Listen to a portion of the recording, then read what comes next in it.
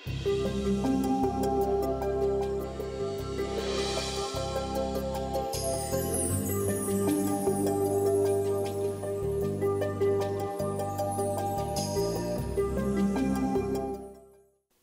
പ്രേക്ഷകർക്ക് ഏറ്റവും ഹൃദ്യമായ സ്വാഗതം ഇന്നത്തെ ഈ പ്രോഗ്രാമിലേക്ക്. ഇന്നത്തെ ചിന്ത നമ്മുടെ ആനുകാലികമായിട്ടുള്ള ചില സംഭവങ്ങളിലേക്ക് വിരൽ ചൂണ്ടിക്കൊണ്ടാകാമെന്ന് ഞാൻ കരുതുകയാണ്. നമുക്കറിയാം, ഇന്നത്തെ ഈ ഇൻ്റർനെറ്റിൻ്റെ വേഗത നമ്മൾ ചിന്തിക്കുന്നതിലൊക്കെ വളരെ വളരെ കൂടുതലാണ്. അതുപോലെ തന്നെ ഈ ഇൻ്റർനെറ്റിൻ്റെ ലോകമെന്ന് പറയുന്നത് അതിവിശാലമാണ്, അതിന് അതിരുകളില്ല. ലോകത്തിൻ്റെ ഏത് ഭാഗത്തിരുന്നും നമുക്ക് ഈ ഇൻ്റർനെറ്റിലൂടെ ഒരുപാട് കാര്യങ്ങൾ ചെയ്യുവാനായിട്ട് പറ്റും. ഞാൻ ഓർക്കുകയാണ്, 1979 മുതൽ 82 വരെയും 86 മുതൽ 91 വരെയും ഞാൻ വിദേശത്ത് ഇറ്റലിയിൽ പഠിച്ചിരുന്നയാളാണ്. ഈ 8 വർഷത്തിനുള്ളിൽ ഇടയിൽ ഒരു പ്രാവശ്യം പോലും എനിക്ക് ഇന്ത്യയിലേക്ക് ടെലിഫോൺ ചെയ്യാൻ കഴിഞ്ഞിരുന്നില്ല. കാരണം മറ്റൊന്നുമല്ല, അവിടെ ടെലിഫോൺ അത്രയൊക്കെ ഉണ്ടായിരുന്നെങ്കിലും ഇവിടെ അത്രയുമൊന്നും ഉണ്ടായിരുന്നില്ല. ഞാനിവിടെ എൻ്റെ ആസ്ഥാനമായ മാനന്തവാടി, ഈ മാനന്തവാടിയിൽ നിന്ന് പോലും നേരിട്ട് ഡയൽ ചെയ്യാവുന്ന ഒരു സംവിധാനം വന്നിട്ട് അധികം കാലമൊന്നും ആയില്ല. ഇമെയിൽ എന്ന് പറയുന്നത് അന്ന് കേട്ടിട്ട് പോലുമില്ല. പിന്നെയും വർഷങ്ങൾ കഴിഞ്ഞതിന് ശേഷമാണ് ഇമെയിലൊക്കെ വരുന്നത്. പക്ഷേ ഈ ഇമെയിലും അതുമായിട്ട് ബന്ധപ്പെട്ട കാര്യങ്ങൾ, ഇൻ്റർനെറ്റും എല്ലാം അതിവേഗമാണ് പ്രചരിച്ചത്. ആദ്യകാലത്ത് വെറും ലാൻഡ് ഫോണുകൾ മാത്രമുണ്ടായിരുന്നു. പിന്നീടാണ് മൊബൈൽ ഫോണുകൾ വന്നത്. ആദ്യകാലത്ത് നമ്മൾ 2G എന്ന് പറയുന്ന സെക്കൻഡ് ജനറേഷൻ, ശബ്ദം മാത്രം, വേറൊന്നുമില്ല, അല്ലെ ടെക്സ്റ്റും. പിന്നീട് 3G ആയി, ഇപ്പോൾ 4G ആയി, ഇനി അടുത്തതായിട്ട് 5G വരും, 5th ജനറേഷൻ. എന്ന് പറഞ്ഞാൽ ഈ മൊബൈൽ ഫോണിലെല്ലാം ഏത് സമയത്തും ലോകത്തിലുള്ള ഏത് കാര്യത്തെക്കുറിച്ചും അറിയാനോ കാണാനോ പരസ്പരം സംസാരിക്കാനോ ഒന്നും ഒരു വിഷമമില്ലാത്ത അവസ്ഥാവിശേഷം. പണ്ടൊക്കെ വീഡിയോ ഫോൺ എന്നിങ്ങനെ കഥയിലൊക്കെ വായിച്ചിട്ടേ ഉണ്ടായിരുന്നുള്ളൂ. ഇന്നിപ്പോൾ അതെല്ലാം യാഥാർത്ഥ്യമാണ്, നമുക്കറിയാം. അപ്പോൾ നമ്മൾ ഓർക്കേണ്ട ഇതാണ്, ഈ സാങ്കേതികമായിട്ട് ഇത്രയധികം വളർന്നിരിക്കുന്ന ഈ ലോകത്തിൽ കമ്മ്യൂണിക്കേഷൻ മീഡിയ, പരസ്പരം ഇങ്ങനെ ആശയങ്ങൾ കൈമാറാനുള്ള മീഡിയ, ചിത്രങ്ങളടക്കം ഇത്രയധികം വളർന്നിരിക്കുന്ന ഈ സാഹചര്യത്തിൽ നമ്മൾ എത്രമാത്രം ശ്രദ്ധാപൂർവം ഇതിനെ ഉപയോഗിക്കണം എന്ന് പറയാനാണ് ഞാൻ ആഗ്രഹിക്കുന്നത്.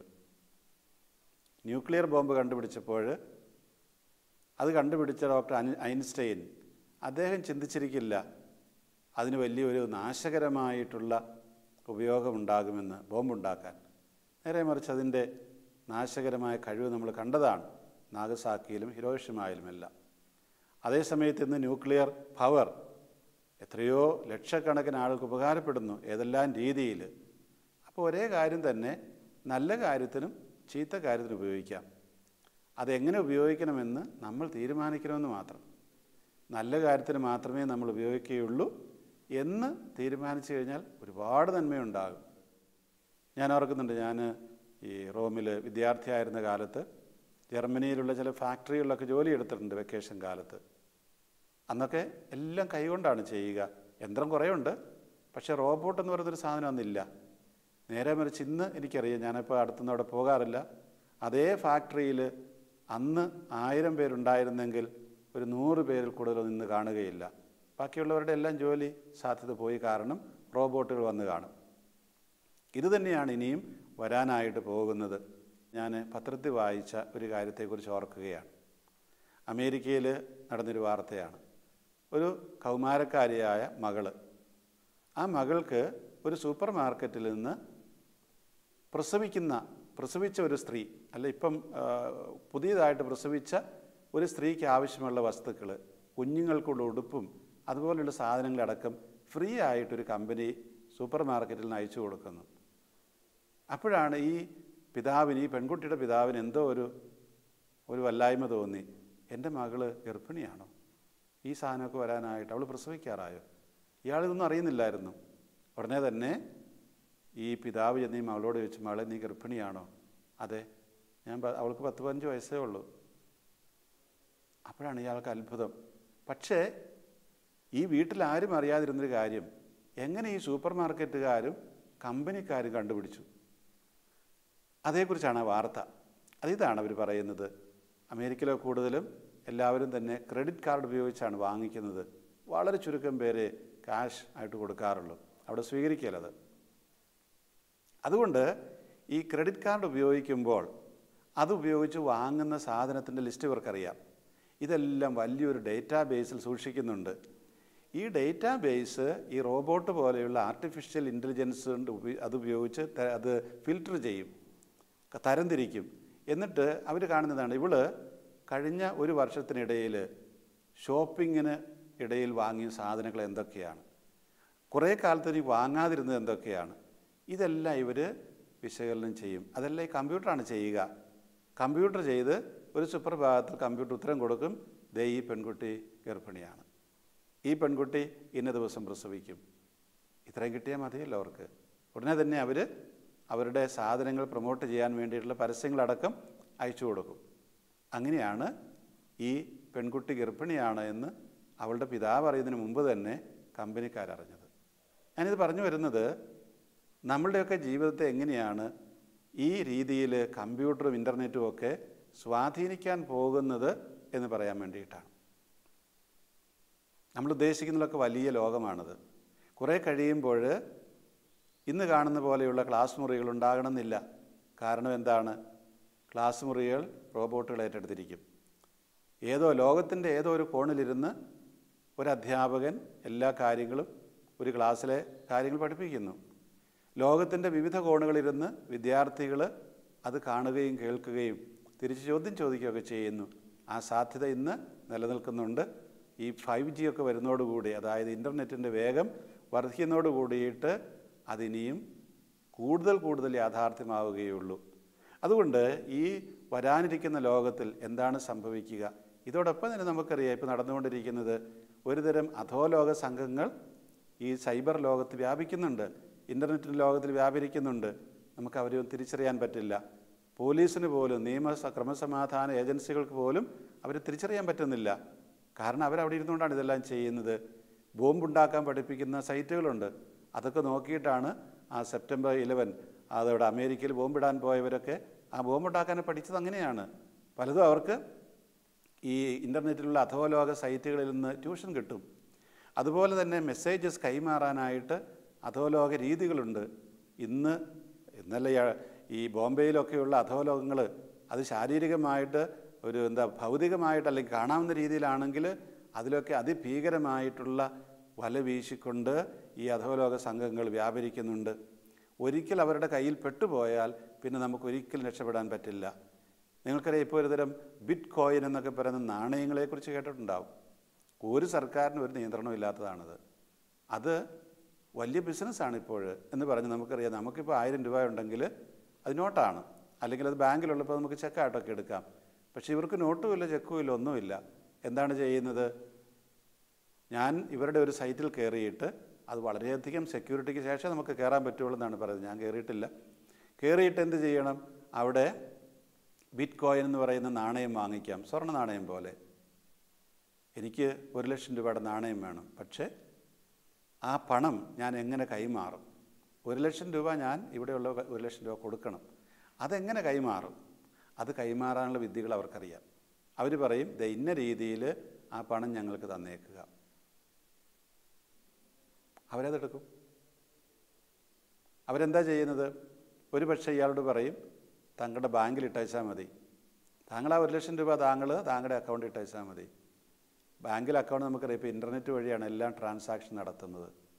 ഇവർ പറയും, ഒരു സുപ്രഭാതത്തിൽ താങ്കളുടെ അക്കൗണ്ടിൽ നിന്ന് 1,00,000 രൂപ ഞങ്ങൾ മോഷ്ടിക്കും. പണം എടുക്കേണ്ട കാര്യമില്ല, ബാങ്കിൽ അവരുടെ കമ്പ്യൂട്ടർ കോഡുകൾ മാറ്റം വരുത്തിയാൽ മതി, കാശ് അവിടെ ഉണ്ടാകുകയല്ല. പിന്നെ ഇയാൾ പരാതിയൊന്നും കൊടുക്കുന്നുമില്ല ഈ 1 ലക്ഷം കൊടുത്ത് ഈ ബിറ്റ് കോയിൻ വാങ്ങിയയാൾക്ക്. അങ്ങനെ അവർ പൈസ ചോർത്തും. ചുരുക്കത്തിൽ എന്നിട്ട് എന്ത് പറ്റും? ഇയാളുടെ പേരിൽ ഈ അധോലോക സംഘങ്ങളുടെ അക്കൗണ്ടിൽ ബിറ്റ് കോയിൻ എന്ന് പറയുന്ന 1 ലക്ഷം രൂപയ്ക്ക് ചിലപ്പോൾ 1000 കോയിൻ ആയിരിക്കും കിട്ടുന്നത്, അതുണ്ടാകും. ഇനി ആ 1000 കോയിൻ ഉപയോഗിച്ച് ഇയാൾക്ക് കച്ചവടം നടത്താം, ഒരു പ്രയാസവും ഇല്ല. ഇയാളുടെ കയ്യിലൊന്നും വരുന്നില്ല, കൊടുക്കുന്നയാൾക്കൊന്നും ചെല്ലുന്നുമില്ല, നേരെ മറിച്ച് കച്ചവടം നടക്കുന്നുമുണ്ട്. ഇത് വളരെ വലിയ ഒരു ഒരു ഒരു ഒരു അപകടം നിറഞ്ഞ വേദിയാണത്. അതിലേക്കൊക്കെ പോകും, ഇപ്പോൾ പോയിക്കൊണ്ടിരിക്കുന്നുണ്ട് ആൾക്കാർ. ഇത് വലിയ അധോലോക സംഘമാണ്, സർക്കാരിനൊന്നും അതിനെ നിയന്ത്രിക്കാൻ പറ്റില്ല. പറ്റും എങ്ങനെയാണ്? ഇൻ്റർനെറ്റ് പാടെ വേണ്ടെന്ന് വെക്കണം. ഇന്ന് നമുക്കറിയാം ഏതെങ്കിലും ഒരു രാജ്യം ഇൻ്റർനെറ്റ് വേണ്ടെന്ന് വെച്ച് കഴിഞ്ഞാൽ ഒന്നും നടക്കുകയില്ല. ബാങ്ക്, കച്ചവട സ്ഥാപനങ്ങൾ, അല്ലെങ്കിൽ ഇതുപോലെയുള്ള ഒന്നും, നമ്മുടെ ഇലക്ട്രിസിറ്റി കമ്പനികൾ, ഫോൺ കമ്പനികൾ, ഒന്നും നടക്കുകയില്ല. അങ്ങനെ സാധിക്കുമോ? സാധിക്കില്ല. അപ്പോൾ സ്വാഭാവികമായിട്ടും ഇൻ്റർനെറ്റ് ഉണ്ടാകും. പക്ഷേ അതിൻ്റെ അപകട സാധ്യതകൾ തിരിച്ചറിഞ്ഞ് ഈ ന്യൂക്ലിയർ ബോംബിൻ്റെ അല്ലെങ്കിൽ ആറ്റം ബോംബിൻ്റെ കാര്യത്തിൽ എന്നതുപോലെ നല്ല കാര്യത്തിന് വേണ്ടി അത് ഉപയോഗിക്കാനായിട്ട് നമ്മൾ പരിശീലിക്കുന്നത് മാത്രമേ ഉള്ളൂ അതിനകത്ത്. അത് നമ്മൾ ചിന്തിക്കണം. പലപ്പോഴും നമുക്ക്, പ്രത്യേകിച്ച് നമ്മുടെ ഈ കേരളത്തിൽ, ഇന്ത്യ പോലെയുള്ള കാർഷിക സംസ്കാരത്തിൽ വളർന്നു വരുന്ന തലമുറയ്ക്ക്, മുതിർന്ന തലമുറയ്ക്ക് ഇതേക്കുറിച്ചൊന്നും വലിയ ഗ്രാഹ്യമില്ല. മാത്രമല്ല, മുതിർന്ന തലമുറ എപ്പോഴും അഭിമാനിക്കുകയാണ്, എൻ്റെ കൊച്ചിന് സ്മാർട്ട് ഫോൺ കൈകാര്യം ചെയ്യാനറിയാം, എൻ്റെ കൊച്ചിന് ഇൻ്റർനെറ്റിൽ അതിങ്ങനെ ചെയ്യാനറിയാം എന്നൊക്കെ പൊങ്ങച്ചം പറയുന്ന മാതാപിതാക്കന്മാരുമുണ്ട്. പക്ഷെ അവർ തിരിച്ചറിയുന്നില്ല അതിനകത്തുള്ള അപകടം എന്താണ് എന്നുള്ളത്. 10 വയസ്സായ മകൻ, എൻ്റെ മകൻ കാർ ഓടിക്കും എന്ന് പറഞ്ഞാൽ മകനെ കൊണ്ട് കാർ ഓടിപ്പിക്കുന്ന പിതാവ് അപകടത്തിലേക്കാണ് പോകുന്നത് എന്ന് ഒരുപക്ഷെ മനസ്സിലാക്കുന്നുണ്ടാവില്ല. 10 വയസ്സുള്ള ആൾ വണ്ടി ഓടിക്കാൻ പഠിക്കാൻ പാടില്ല, തെറ്റാണ്. നിയമം അനുസരിച്ച് തെറ്റാണ്. അവന് 18 വയസ്സ് പൂർത്തിയാവണം. അതുപോലെ തന്നെയാണിതും. എനിക്കോ കിട്ടിയില്ല, എൻ്റെ മക്കൾക്കെങ്കിലും അത് വേണം എന്ന് പറഞ്ഞ് എല്ലാം വാങ്ങിച്ചു കൊടുക്കുന്ന മാതാപിതാക്കൾ, അവർ മക്കളെയും അവരെയും ഒക്കെ അപകടത്തിലേക്ക് തള്ളിയിടുകയാണ് ചെയ്യുന്നത്. രാത്രിയിൽ ദീർഘനേരം ഉറക്കളച്ചിരുന്ന് കമ്പ്യൂട്ടർ മുമ്പിലിരിക്കുന്ന മക്കളെ ഓർക്കുക. അവരാരും പഠിക്കുമെന്നായിരിക്കും നിർബന്ധമില്ല, അങ്ങനെയുള്ളവരും ഉണ്ടാകാം. പക്ഷേ ഈ കമ്പ്യൂട്ടർ ലോകത്തിൽ അടിപ്പെട്ടു പോയവരായിരിക്കാം അവർ. 24 മണിക്കൂർ മൊബൈൽ ഫോണിൽ കളിക്കുന്നത് അവർ സംസാരിക്കുന്നതായിരിക്കുകയല്ല, നിങ്ങൾ പരിശോധിച്ച് നോക്കണം. അതുപോലെ തന്നെ പോർണോഗ്രഫി, അശ്ലീല ചിത്രങ്ങൾ, ഞാൻ മുമ്പേ പറഞ്ഞതുപോലെ നല്ലതിനും ചീത്തയായ കാര്യത്തിനും ഉപയോഗിക്കാം. ഒരുപാട് നല്ല കാര്യങ്ങൾ ഇൻ്റർനെറ്റിലൂടെ ചെയ്യാം. പക്ഷേ അതുപോലെ തന്നെ അശ്ലീല ചിത്രങ്ങൾ കാണാനും ഇത് ഉപയോഗിക്കാം. അത് നിങ്ങൾ പറഞ്ഞ് മനസ്സിലാക്കണം അതിൻ്റെ കുഴപ്പം എന്താണെന്നുള്ളത്. കുറേ കഴിയുമ്പോൾ നമുക്കറിയാം ഈ അശ്ലീല ചിത്രമെല്ലാം കണ്ടു കഴിയുമ്പോൾ പിന്നെ വൈവാഹിക ജീവിതം തന്നെ സാധ്യമല്ലാതെ വരും, കുടുംബങ്ങൾ തകരും. അതിൻ്റെ പ്രത്യാഘാതം അതൊക്കെ ആയിരിക്കും. പഠനമൊന്നും നടക്കുകയില്ല, പിള്ളേർ പഠനമെല്ലാം ഉപേക്ഷിക്കും, മയക്കുമരുന്നിന് അടിമപ്പെടും. ഇത് നമ്മൾ വളരെ ശ്രദ്ധാപൂർവം കൈകാര്യം ചെയ്യേണ്ടതും അതുപോലെ തന്നെ നമ്മുടെ മക്കളെ ചെറുപ്പം മുതലേ പറഞ്ഞ് ശീലിപ്പിക്കേണ്ടതുമാണ്. ഇന്ന് നിങ്ങൾക്കറിയാം, നിങ്ങളുടെ മക്കളെയൊക്കെ പലപ്പോഴും കൊച്ചുമക്കളാണെങ്കിൽ 1, 2 വയസ്സായ മക്കൾ കരയുമ്പോൾ എന്ത് ചെയ്യുക? അമ്മ അടുക്കളയിൽ വല്ലതും ഉണ്ടാക്കുകയായിരിക്കും. നിങ്ങളുടനെ ഈ കൊച്ചിനെ TV ഓൺ ചെയ്ത് കാർട്ടൂൺ TVയുടെ മുമ്പിൽ കൊണ്ടിരുത്തും. നിങ്ങൾ ഓർക്കണം, കുട്ടികളുടെ മനസ്സും കുട്ടികളുടെ ബ്രെയിൻ, തലച്ചോറൊക്കെ വളരുന്ന സമയമാണത്. ആ സമയത്ത് ഇങ്ങനെയുള്ള കാഴ്ചകൾ തന്നെ കണ്ടാൽ അവരുടെ തലച്ചോറ് ആ രീതിയിൽ വളരുകയും സ്വഭാവം വളരെ വികലമായി പോവുകയും ചെയ്യും. കുട്ടികളിത് കണ്ട് ഈ കാർട്ടൂണിലൊക്കെ കൂടുതലും വലിയ വയലൻസ് അല്ലെങ്കിൽ അക്രമ സ്വഭാവമുള്ള ക്യാരക്ടേഴ്സാണ് അതിനകത്തുള്ളത്. അതുപോലെ തന്നെ അവർ പറയുന്ന കാര്യങ്ങൾ വൃത്തികേടൊക്കെ പറയും അവർ. ഇതൊക്കെ നിങ്ങൾ ശ്രദ്ധിക്കണം. കാരണം ഒരിക്കൽ കുട്ടികളുടെ മനസ്സും തലച്ചോറുമെല്ലാം ഇങ്ങനെ രൂപപ്പെട്ടു പോയി കഴിഞ്ഞാൽ പിന്നെ തിരിച്ചു കൊണ്ടുവരാനായിട്ട് യാതൊരു നിവൃത്തിയില്ല, സാധിക്കുകയല്ലത്. ഇമ്പോസിബിൾ, അസാധ്യമാണത്. അതുകൊണ്ട് നിങ്ങൾ ചെറുപ്പത്തിൽ ഇത് കാണണം. കൊച്ചു കുഞ്ഞുങ്ങൾ ടെലിഫോണെടുത്ത് കളിക്കാനൊന്നും കൊടുക്കരുത്.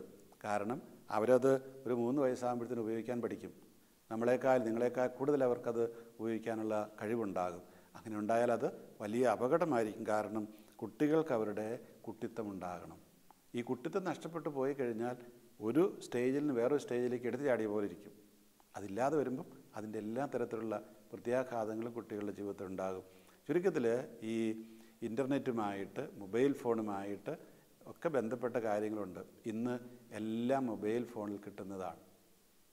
ഏത് തരത്തിലുള്ള കാര്യങ്ങൾ വേണമെങ്കിലും മൊബൈൽ ഫോണിൽ കിട്ടും. നമുക്കറിയാം, നല്ലൊരു മൊബൈൽ ഫോൺ ഉണ്ടെങ്കിൽ സംസാരിക്കാൻ ഉപയോഗിക്കാം, ടെക്സ്റ്റ് മെസ്സേജ് കൈമാറ്റം ചെയ്യാം, ഇമെയിൽ അയക്കാം, ഫോട്ടോ എടുക്കാം, വീഡിയോ എടുക്കാം, അത് തിരിച്ച് കാണാം, അല്ലെങ്കിൽ കണക്ക് കൂട്ടാം, അല്ലെങ്കിൽ കളിക്കാൻ കാര്യം ഗെയിംസ് കളിക്കാം, അല്ലെങ്കിൽ പിന്നെ ഡോക്യുമെൻറ്റ്സ് ടൈപ്പ് ചെയ്യാം, അതയക്കാം, പടങ്ങളെടുത്ത് അയക്കാം, പടങ്ങൾ നമുക്ക് ടച്ച് ചെയ്ത് വേറെ വേറെ രീതിയിലാക്കാം, ഒരു പടം തന്നെ വേറൊരു രീതിയിൽ കണ്ടിച്ച് മുറിച്ച് ആക്കിയെടുക്കാം. ഇങ്ങനെ അനന്ത സാധ്യതകൾ ഇതിനുണ്ട്. ഈ സാധ്യതകൾ നല്ല കാര്യത്തിന് ഉപയോഗിച്ചാൽ നല്ലതാണ്. ഉദാഹരണത്തിന് നമുക്ക് നമ്മുടെ വിശ്വാസ സംബന്ധമായ വിഷയങ്ങൾ പരസ്പരം കൈമാറാനായിട്ട് ഇത് ഉപയോഗിക്കാവുന്നതാണ്. അതുപോലെ തന്നെ ഓർക്കേണ്ട കാര്യം ഇതാണ്, നിങ്ങൾ ഒരിക്കൽ ഈ കമ്പ്യൂട്ടറിലൂടെ അല്ലെങ്കിൽ മൊബൈൽ ഫോണിലൂടെ കടത്തിവിടുന്ന സാധനങ്ങൾ, അയക്കുന്ന സാധനങ്ങൾ ഒരിക്കലും നിങ്ങൾക്ക് പിന്നെ തിരിച്ചെടുക്കാൻ പറ്റില്ല. നിമിഷ നേരം കൊണ്ടത് കോടിക്കണക്കിന് ആളുകളുടെ കൈകളിൽ എത്തിക്കഴിയും. അറിയാതെ എങ്ങാനൊരു പടം, നിങ്ങൾ ചുമ്മാ ഇരിക്കുമ്പോൾ ഒരു ഫോട്ടോ, നിങ്ങളുടെ നഗ്ന ഫോട്ടോ എടുക്കുകയാണ്, വെറുതെ ഒരു തമാശന്, അറിയാതെ അത് ഈ വാട്സാപ്പ് പോലെയുള്ളതിലേക്ക് പോയി കഴിഞ്ഞാൽ നിങ്ങൾക്ക് പിന്നെ തിരിച്ചു കിട്ടുകയില്ല. അതിങ്ങനെ ചുറ്റിക്കറങ്ങിക്കൊണ്ടേയിരിക്കും. അവസാനം നിങ്ങൾക്കൊരു നിവൃത്തിയില്ലാത്ത അവസ്ഥയിലെത്തും. ആർക്കും ഒന്നും ചെയ്യാൻ പറ്റില്ല. പിന്നെ ഇതുപോലുള്ള ഒരുപാട് കാര്യങ്ങളുണ്ട്. ഈ ഫേസ്ബുക്കിലൂടെയൊക്കെ പ്രത്യേകിച്ചും ചാറ്റ് ചെയ്ത് പെൺകുട്ടികൾ അവർ വീട് വിട്ടിറങ്ങിപ്പോകുന്ന എത്രയോ സംഭവങ്ങൾ ഈ അടുത്ത കാലത്ത് തന്നെ എനിക്ക് നേരിട്ടൊരനുഭവം ഉണ്ടായതാണ്. അപ്പോൾ എന്തുകൊണ്ടിങ്ങനെ ഇറങ്ങിപ്പോകുന്നു? നമുക്കറിയാം, ഈ ഫേസ്ബുക്കിലൊന്നും ചാറ്റ് ചെയ്യുന്നവർ അവരുടെ സ്വത്തും ഐഡൻറ്റിറ്റി വെളിപ്പെടുത്തുകയില്ല. ചിലപ്പോൾ 70 വയസ്സനായിരിക്കും 16 വയസ്സുകാരൻ്റെ രീതിയിലൊക്കെ കാര്യങ്ങൾ അവതരിപ്പിക്കും, നല്ല പടമൊക്കെ കൊടുക്കും. അപ്പോൾ ഒരു 16 വയസ്സുകാരി പെൺകുട്ടിയായിട്ട് ചിലപ്പോൾ ഇയാൾ അശ്ലീല കാര്യങ്ങളൊക്കെ പറഞ്ഞെന്ന് വരും. അവസാനം കല്യാണം കഴിക്കാമെന്ന് ഈ പെൺകുട്ടി ഇറങ്ങി ചെല്ലുമ്പോഴാണ് അറിയുന്നത് തൻ്റെ വല്യപ്പനേക്കാൾ പ്രായമുള്ളൊരു മനുഷ്യൻ്റെ മുമ്പിലായിരിക്കും ചെല്ലുക. അതോടെ അവൾ തകർന്നു പോകും. ഇതുപോലെയുള്ള സംഭവങ്ങൾ ധാരാളമുണ്ട്. അപ്പോൾ കുട്ടികൾക്ക് ഓർത്തിരിക്കേണ്ട കാര്യം എന്താണ്? യാതൊരു കാരണവശാലും അവനവൻ്റെ ഐഡൻറ്റിറ്റി വെളിപ്പെടുത്താൻ പാടില്ല. ഇങ്ങനെയുള്ള സൈറ്റുകളിൽ നിങ്ങളുടെ പാസ്വേഡുകൾ, നിങ്ങളുടെ അതുപോലെയുള്ള യൂസർ നെയിം ഒന്നും അവർക്ക് കൊടുക്കാൻ പാടില്ല. അതുപോലെ തന്നെ നിങ്ങളുടെ ചിത്രങ്ങൾ അയക്കാൻ പാടില്ല. ആവശ്യമില്ലാത്ത മെസ്സേജ് വന്നാൽ അപ്പോൾ തന്നെ നിങ്ങളത് ഡിലീറ്റ് ചെയ്യും. പിന്നെ ഒരിക്കലും അവരുമായിട്ട് ബന്ധപ്പെടാതിരിക്കുകയും ചെയ്യണം. അതിലൊന്നും വരുന്ന വാഗ്ദാനങ്ങൾ നിങ്ങൾ വിശ്വസിക്കരുത്. കാരണം ഒരുപാട് തട്ടിപ്പുണ്ട്. ഒരിക്കൽ ഒരു സംഭവം ഒരാൾ എന്നോട് പറഞ്ഞതാണ്. ഒരു വീട്ടിൽ ഭാര്യയും ഭർത്താവ് വഴക്കാണ് പരസ്പരം. ഏതാണ്ട് അങ്ങോട്ടൊരു വിവാഹമോചനത്തിലേക്ക് പോകാൻ കാത്തിരിക്കുകയാണ്. അപ്പോഴാണ് ഒരു ദിവസം ഈ വൈകുന്നേരം ആയപ്പോൾ ഭാര്യ നന്നായിട്ട് ഉടുത്തൊരുങ്ങി പൗഡറൊക്കെ ഇട്ട് മിനുക്കി മേക്കപ്പൊക്കെ ഇട്ട് നല്ല ജീൻസും ഷോർട്സും ഒക്കെ ധരിച്ച് ഇറങ്ങാനായിട്ട് ഇങ്ങനെ തയ്യാറെടുക്കുകയാണ്. അപ്പോൾ ഭാര്യ നോക്കുമ്പോൾ ഭർത്താവ് ഇതുപോലെ തന്നെ നല്ല വേഷമൊക്കെ ഇട്ട് ഇറങ്ങുകയാണ്. അപ്പോൾ എന്തോ ഒരു പന്തികേട് രണ്ടുപേർക്കും തോന്നി. രണ്ടുപേരും ഒരേ സമയത്ത് മാത്രമല്ല, എവിടെയോ എന്തോ പറഞ്ഞതോ കണ്ടതോ ആയ കാര്യങ്ങൾ ഇവരുടെ വേഷവിധാനത്തിലുണ്ട്. അപ്പോൾ അവർ ഈ സ്ത്രീ ഉടനെ തന്നെ ഒരു കാര്യം ചെയ്തു. അവൾ ഈ ഫേസ്ബുക്ക് മുഖാന്തരം ചാറ്റ് ചെയ്ത് പരിചയപ്പെട്ട ഒരു വ്യക്തിയെ അന്ന് കാണാൻ പോവുകയാണ്, ഒരു പുരുഷനെ. തൻ്റെ ഭർത്താവുണ്ട്, അയാളുമായിട്ട് വേറെ പിരിയുമ്പോൾ കല്യാണം കഴിക്കാൻ. അതുപോലെ തന്നെ ഭാര്യയും വേറൊരു സ്ത്രീയുമായിട്ട് ചാറ്റ് ചെയ്ത് അവളുമായിട്ടൊരു അപ്പോയിൻമെൻറ്റ് വെച്ചിരിക്കുകയാണ് അന്ന് കാണാനായിട്ട്. അങ്ങനെ രണ്ടുപേരും പറഞ്ഞു, ഈ വാഗ്ദാനം ചെയ്തവരോട് ഞാൻ ഇന്ന് ഇന്ന വേഷത്തിലായിരിക്കും വരിക എന്നൊക്കെ പറഞ്ഞ്. അങ്ങനെയാണ് ഇവർക്ക് എവിടെയോ ഒരു ചിന്ത വന്നു, ഇത് ഞാൻ പറഞ്ഞ വേഷം തന്നെയാണല്ലോ ഇവളിടുന്നതെന്ന് ഭർത്താവിന് തോന്നി. ഭാര്യയ്ക്കൊന്ന് ഞാൻ പറഞ്ഞ വേഷം തന്നെയാണല്ലോ ഇയാളിടുന്നത്, അതെന്തിനായിരിക്കാം. അവസാനം ഭാര്യ ഏതായാലും ആ ഫോണിലേക്ക്, ഇവളുമായിട്ട് പരിചയപ്പെട്ട വ്യക്തിയുടെ ഫോണിലേക്ക് വിളിച്ചു പറഞ്ഞു, എനിക്ക് വളരെ അസൗകര്യമുള്ളത് കൊണ്ട് ഇന്ന് ഞാൻ വരുന്നില്ല എന്ന്. കുറച്ച് കഴിഞ്ഞപ്പോൾ ഇവളുടെ ഫോണിലേക്ക് വന്നു, വളരെ അസൗകര്യമുള്ളതുകൊണ്ട് ഇന്ന് ഞാനും വരുന്നില്ല. എന്തായിരുന്നു കാര്യം? ഈ 2 മുറിയിലും ഇരുന്നു കൊണ്ട് ഭാര്യയും ഭർത്താവും പരസ്പരം ചാറ്റ് ചെയ്തത് ഈ 2 വ്യത്യസ്ത വ്യക്തികളാണെന്ന നിലയിൽ ചാറ്റ് ചെയ്ത് ഇവർ പരസ്പരമായിരുന്നു. അത് മുഖത്തോട് മുഖം നോക്കിയിരുന്ന് പറഞ്ഞാൽ പോരെ ഈ പറഞ്ഞ കാര്യങ്ങൾ. എത്രയോ നല്ല സുന്ദരമായിട്ട് ആ വിവാഹം കഴിഞ്ഞു പോയേനെ. അവിടെയാണ് അവർക്കൊരു ബോധോദയുണ്ടായത്. പിന്നെ എന്ത് സംഭവിച്ചെന്ന് ആ സംഭവത്തെ ഞാൻ അന്വേഷിച്ചില്ല. പക്ഷേ വളരെ രസകരമായിട്ട് തോന്നിയൊരു സംഭവമാണിത്. ഇങ്ങനെ ചതിയിൽപ്പെടുന്നു. അതായത് സ്വന്തം ഭാര്യ സ്വന്തം ഭർത്താവിനോട് ചാറ്റ് ചെയ്യുന്നു പരസ്പരം അറിയാതെ. അവസാനം ഇങ്ങനെ ഒരു അവസ്ഥാവിശേഷത്തിലാണ് ഇവർ കാര്യങ്ങൾ തിരിച്ചറിയുന്നത്. അപ്പോൾ ഇങ്ങനെയൊക്കെ സംഭവിക്കുക ഇതിനകത്ത്. അതുകൊണ്ട് നമ്മൾ ഇങ്ങനെയുള്ള കാര്യങ്ങളിൽ വളരെ ശ്രദ്ധയോടുകൂടി കാര്യങ്ങൾ ചെയ്യണം. കുട്ടികളുടെ കയ്യിലൊക്കെ മൊബൈൽ ഫോണോ ഇൻ്റർനെറ്റോ ഒക്കെ ആണെങ്കിലും മുതിർന്നവർക്ക്, മാതാപിതാക്കൾക്ക് ചെറിയൊരു ശ്രദ്ധ അതിനകത്ത് വേണം. അവർ എന്ത് ചെയ്യുന്നു, എന്തൊക്കെയാണ് അവർ വായിക്കുന്നത്, പഠിക്കുന്നത്, കാണുന്നത്, എപ്പോഴും നിങ്ങൾ വിശ്വസിക്കരുത്. മക്കൾക്ക് ഇതൊക്കെ വാങ്ങിച്ചു കൊടുത്തിട്ട് അവർ പറയുന്നത് മാത്രം വിശ്വസിക്കരുത്. നിങ്ങളുടെ മക്കളെക്കുറിച്ച് അവരുടെ അധ്യാപകർ, പള്ളിയിലെ വികാരിച്ചൻ, സിസ്റ്ററൊക്കെ അതിലൊക്കെ പറയും, ആ കുട്ടിയുടെ പോക്ക് ശരിയല്ല കേട്ടോ എന്ന് പറയുമ്പോൾ നിങ്ങൾ പറയുന്നത് എൻ്റെ കൊച്ചിന് അങ്ങനെ ഒരു കുഴപ്പമുണ്ടാകുകയില്ല. കുഴപ്പമുണ്ടാകും. മാതാപിതാക്കളെ പറ്റിക്കാൻ വളരെ എളുപ്പമാണെന്ന് അവർക്കറിയാം. നിങ്ങൾ പറ്റിക്കപ്പെടുകയും ചെയ്യും. അതുകൊണ്ട് അങ്ങനെ പറ്റിക്കപ്പെട്ട് അവസാനം ഗതികേടിലെത്തിക്കഴിയുമ്പോൾ പിന്നെ മനഃശാസ്ത്രത്തിൻ്റെ അടുത്തോ ഒന്നും കൊണ്ടുപോയിട്ട് കാര്യമില്ല. കാരണം അപ്പോഴേക്കും സമയം കഴിഞ്ഞിരിക്കും.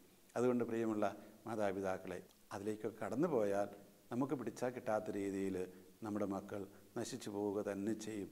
അതുകൊണ്ട് അങ്ങനെ ഇല്ല എന്ന് മാതാപിതാക്കൾ ഉറപ്പുവരുത്തണം ചെറുപ്പത്തിൽ തന്നെ. അത് 10 വയസ്സായ ശേഷമല്ല, അതിന് ഏറ്റു നടക്കാൻ പറ്റുന്ന പ്രായത്തിൽ തന്നെ ഈ കാര്യങ്ങളെല്ലാം നിങ്ങൾ ശ്രദ്ധിക്കുകയും അതനുസരിച്ച് അവർക്ക് പരിശീലനം കൊടുക്കുകയും ചെയ്യാം. നമ്മുടെ മക്കൾ നല്ലവരായിട്ട്, നല്ല മക്കളായിട്ട്, സമൂഹത്തിൻ്റെ, സഭയുടെയൊക്കെ നല്ല ഭാവി വാഗ്ദാനങ്ങളായിട്ട് വളർന്നു വരട്ടെ. നമുക്ക് പ്രാർത്ഥിക്കാം. കാരുണ്യവാനായ കർത്താവേ, ഇന്നത്തെ ലോകത്തിൽ ഞങ്ങളുടെ സൗകര്യങ്ങൾക്കായി നൽകിയിരിക്കുന്ന സാങ്കേതികമായ എല്ലാ നല്ല കാര്യങ്ങൾക്കും നിനക്ക് നന്ദി പറയുന്നു കർത്താവേ. എല്ലാ കാര്യങ്ങളും എത്രയോ എളുപ്പമായിട്ട് ചെയ്യാനായിട്ട് സാധിക്കുന്നു കർത്താവേ. നല്ല കാര്യങ്ങൾക്ക് ഇടയിൽ തന്നെ ചീത്ത കാര്യങ്ങളും ഇതിലൂടെ ചെയ്യാം എന്നുള്ളതും ഞങ്ങൾ തിരിച്ചറിയുന്നു. പ്രത്യേകമായിട്ട് ഞങ്ങളുടെ മക്കൾക്ക് അത് ശരിയായ രീതിയിൽ ഉപയോഗിച്ച് തങ്ങളുടെ ജീവിതം എളുപ്പമാക്കാനായിട്ട് അത് ഉപയോഗപ്പെടട്ടെ. സഭയ്ക്കും സമൂഹത്തിനുമെല്ലാം നന്മ ചെയ്യുന്ന നല്ല മനുഷ്യരായിട്ട് അവർ വളർന്നു വരട്ടെ. തെറ്റായ വഴികളിലൂടെ ചെന്നുവിടാതിരിക്കുവാനുള്ള കൃപയും ശക്തിയുമെല്ലാം കൊടുക്കണമേ. ദൈവമേ, നിൻ്റെ മാലാഖമാരെ അയച്ച് അവർക്കെപ്പോഴും കാവൽ മാലാഖയുടെ സംരക്ഷണം കൊടുക്കണമേ എന്ന് പ്രാർത്ഥിക്കുന്നു.